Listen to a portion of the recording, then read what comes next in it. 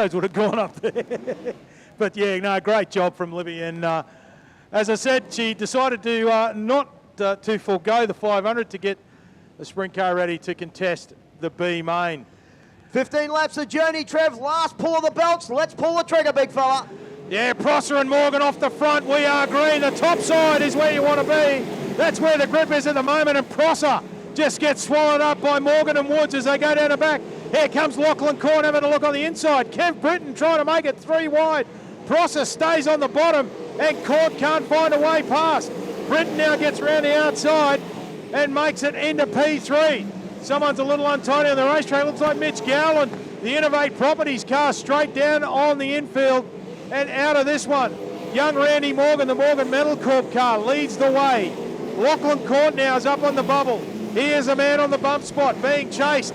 Taylor Prosser, in the Aaron Prosser Contracting Kestrel Edge 91, brings it on the infield and out of this B main. Brendan Claridge, the birthday boy, is in 5th. He needs to get Lachlan Court. Britton gets over the cushion and now puts himself in the bump spot as Corn gets through on the inside and moves up into P3.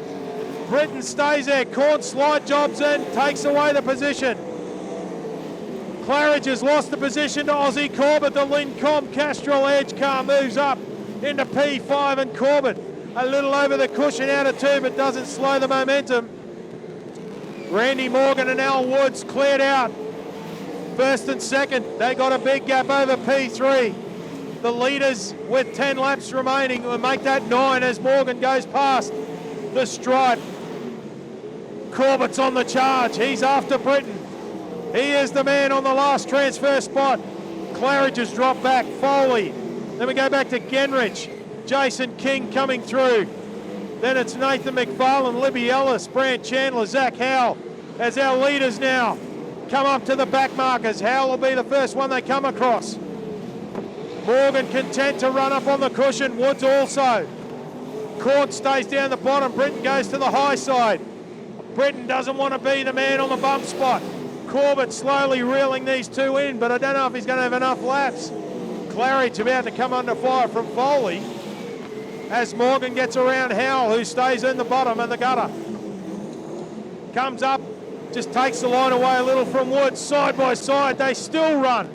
Britton and Corn. Corn gets a little tight through 2 and surrenders a position back to Britton. Corn is now the man on the bump spot. He is in the final transfer and Corbett's catching. Claridge has dropped back off this battle. Foley, King, McFarlane, Genrich, Ellis, Morgan coming through the back markers. Woods giving chase. Those two still a big gap over Britton. And I feel that Lachlan Court's going to get the fire of Aussie Corbett before this checkered flag falls in 3 laps' time. Through turn 4, it's Britton. He's got about 5 or 6 lengths over Corn. Corbett may run out of laps.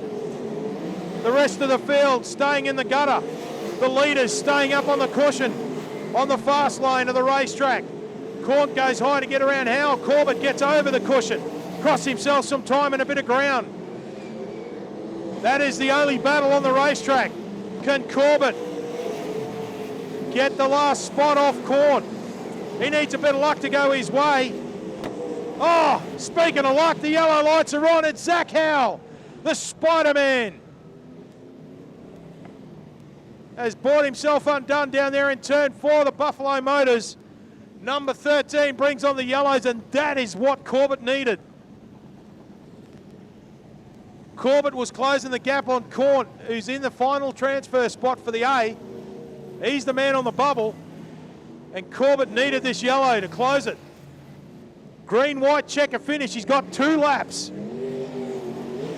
to displace the Fire Services Plus driver and move himself to the back of the A out of P18. Morgan and Woods had cleared away from Britton. They were comfortable out in front, running the high side. Britton has pretty much had a race-long battle with Lachlan Corn. Corbett moved up into 5th when he got past Brendan Claridge, who sits back in 6th.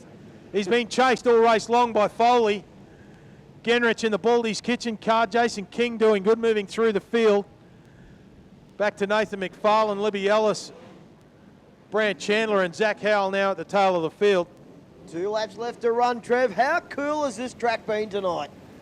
Yeah, there's definitely 2 lanes out there at the moment, although it looks like the high side may just be slightly quicker than the bottom. But as Luke said, hopefully with the few divisions that are to run before tonight's feature, they may just even it up. Because he gets a feeling that's why Lockie didn't try and get him, because he was going to start off the top. Back to green we go, and Cord gets the jump on Corbett, who was asleep. Brenton, he blew down the inside of Brenton. Is he going to get Woods? He's moved up into P3. Brenton is now the man. Oh, Corbett throws it away down in turn 3. He got over the cushion and has dropped a pile of spots. Foley's now the man chasing Brenton, who's on the bubble.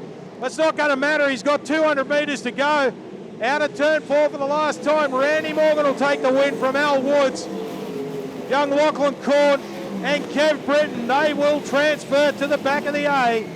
Foley, then it's Claridge from King, McFarlane, Corbett all the way back to about 7th or 8th. Genrich, Chandler, Ellis and Howell rounds out the field. Well, you got to say, redemption there for Lachlan Corn. He didn't have a good round last time. Tonight, he has made tonight's A main, so redemption for him in the fire services plus car all the way from Wollongong.